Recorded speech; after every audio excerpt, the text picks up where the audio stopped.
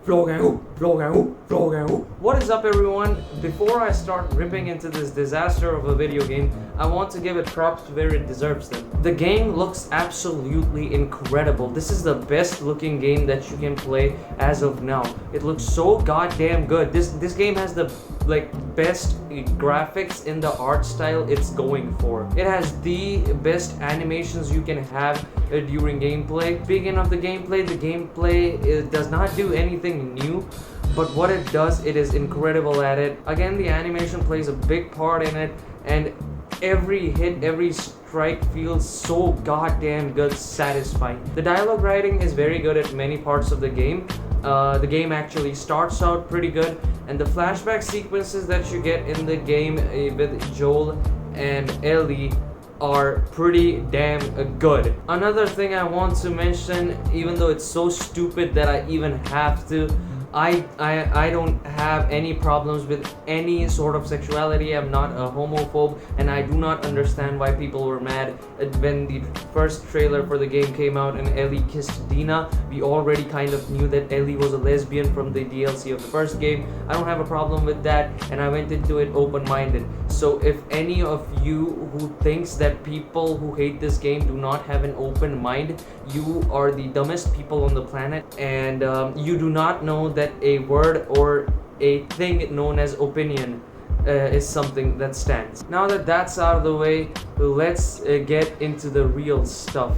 I'm gonna be completely honest here. I kinda like the fact that this game got review bombed, but I absolutely do not think that it deserves a 0. It deserves more than that. You and I both know that. Some people are just and I do not think that it's right that you go after the I mean, if you're posting a hate comment on a public picture or something, or like criticism, that's okay, but if you go into their DMs and send them death threats and stuff, that is just shitty, and you're not a good person. Yeah, the reviews of the critics are stupid. It's just that scenario again, game journalists versus actual people who play games. Now, as I said, I am not a homophobe, and I do not have a problem with anyone's sexuality.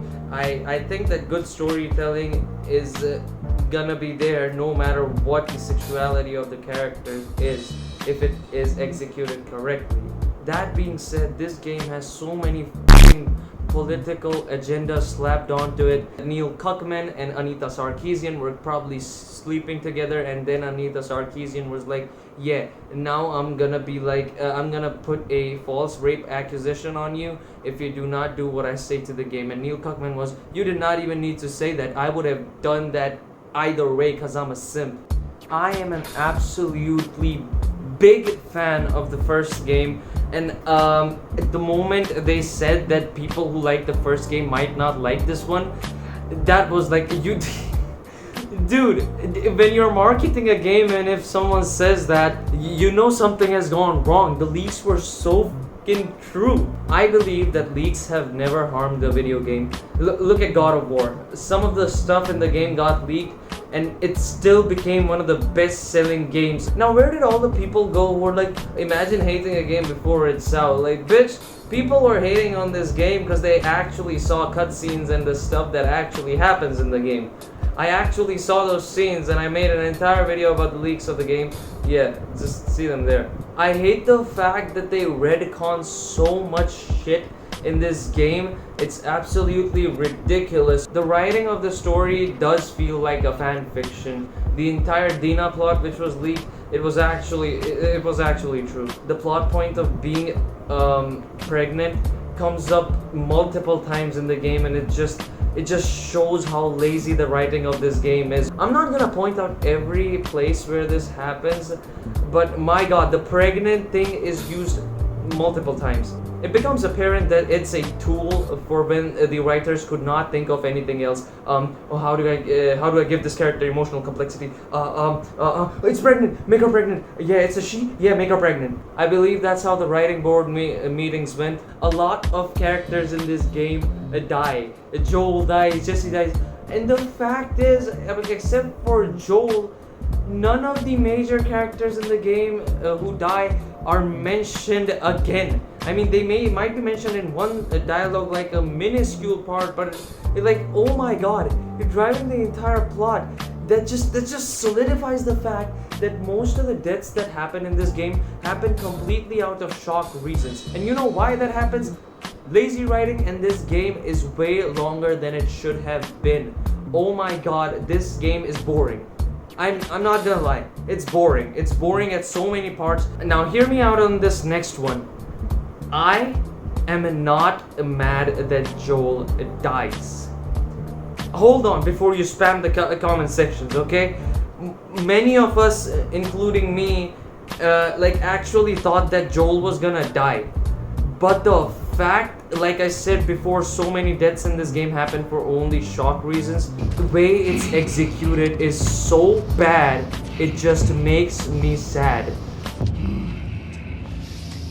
You stupid old man. You don't get to rush this. It's just sad. It's just so sad how the execution of stuff is in this game. And what hurts the most at it is that it had so much potential. I'm gonna be honest here, I did not want The Last of Us to have a sequel.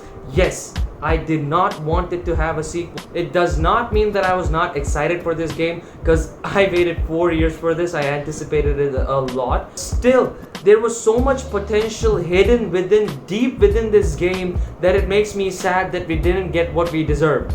Joel didn't get what he deserved. Jesse didn't get what he deserved. And yeah, Jesse is like a very nice dude in the game. And again, his death is not mentioned again, like maybe one time in a conversation with Ellie, but it does not act as a major plot forwarding point. Abby, I truly believe that the Abby part was too much in this game. Not just me.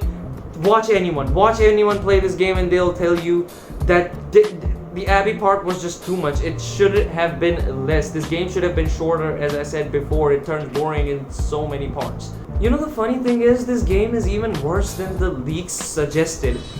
Like in the leaks, we only saw the footage of her murdering Joel with a golf club, which is absolutely shitty writing on the part of the writers. Because yeah, that's not how you send off a character. I'm not saying that he should have gone like a hero, like saving millions of people. No, he should have had a better death and stuff. And like he gets tortured and shit by this muscular agenda pushing piece of shit. The funny part is in the actual game, she actually kills Joel right after he and Tommy save her. And the worst part is, the writers, did they forget that the first game existed? Like the people who were in the writing room in this of this game, did they forget like a game known as The Last of Us 1 exists? Like, why? Joel is not that dumb. If you see the scene, Tommy goes like Tommy tells them to come to their settlement. You play the first game, Tommy does not even trust his own brother a lot at first. And Joel straight up tells his name and helps a stranger. Y'all should come back with us, restock before we head out. Appreciate it. I'm Mel, by the way. Tommy, this is my brother. Joe. Joel was the kind of guy who was so smart in this world because he has so much experience that he told that an ambush was gonna happen just by looking at the surrounding area, and he trusted these people. Holy shit! Are we gonna help him? Put your seatbelt on, Ellie.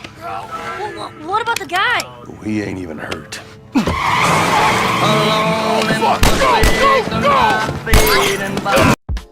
Why are you writing these smart characters to be dumb? Just because you don't have anything else to tell? You are so lazy, you are shit at your job that you don't have any other ideas, so you're gonna retcon retconning so many character traits here so that you can move the plot forward? What the Abby kills Joel for a shitty revenge plot to begin, because Joel killed Abby's father and he was one of the surgeons in the first game. Now let me tell you something. If you actually pay attention there was no guarantee a cure was going to be made. And even if it was made, how were they gonna supply it in the goddamn apocalypse? Watch Game Theory's video on this. Like Joel's choice meant nothing. He gets into the deep scientific stuff and he's gonna explain it. I'm not gonna waste your time here doing that. I'm just telling you that the vaccine was a shitty idea and killing Ellie was the worst idea of it all. So yeah, an irrelevant character in the first game actually motivates one of the major characters in this game. This game sidelines our main beloved protagonists and gives us so many shitty new people that you absolutely couldn't care about. And I would not have a problem playing as Abby. It's the fact that they try to humanize her and try to make you feel bad for her. But the funny thing is, the more they try, the more you think that Abby is a shitty person. This woman is a piece of shit to everyone around her, like even her own people. When Abby tries to cut Dina's throat off, Ellie tells her that she's pregnant and she says good.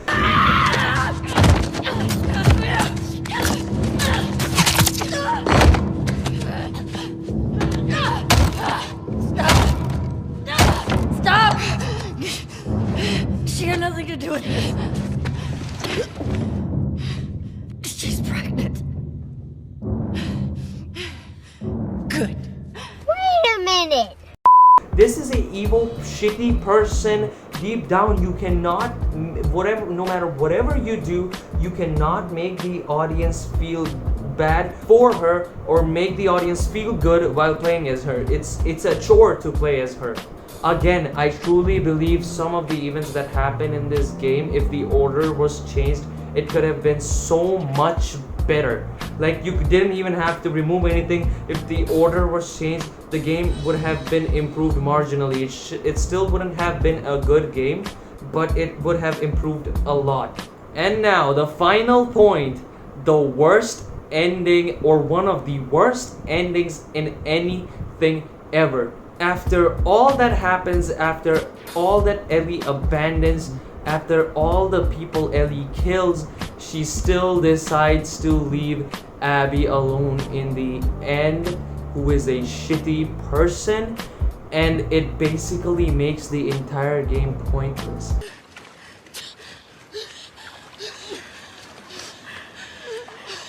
Go. Just take him.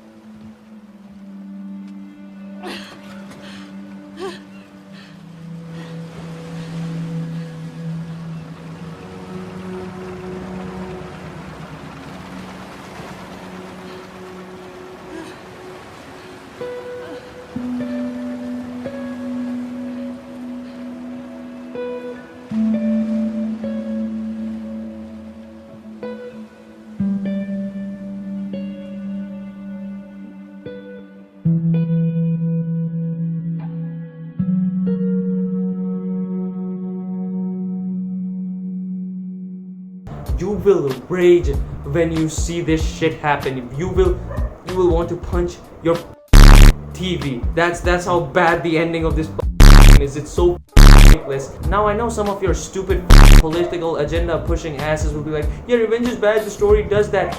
I know that could be a great plot point. That's what I said. This game had so much potential. No, revenge is a bad thing. Could have been a good plot point if it was executed correctly, but it wasn't earned. You have to earn that shit.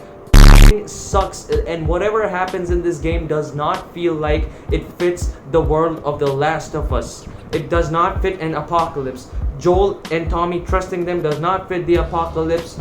Like, it's so much bullshit. You know the flashbacks that I talked about at the beginning of the video with Ellie and Joel? They actually feel like teases of an incredible or a very good game that we could never get. It shouldn't have been made in the first place. all the review bombings, all the negativity surrounding this game, all the hate that this game is getting, it is all deserved. I hope and I truly believe now that this is gonna be a message to the industry as a whole. So yeah, that was my take on The Last of Us Part 2. Be sure to like the video, subscribe to the channel, and also hit the bell notification icon so that you may never miss out on any future content. With that being said, I'm gonna go now. Thank you all so much for watching, and I'll see you next time. Bye everyone.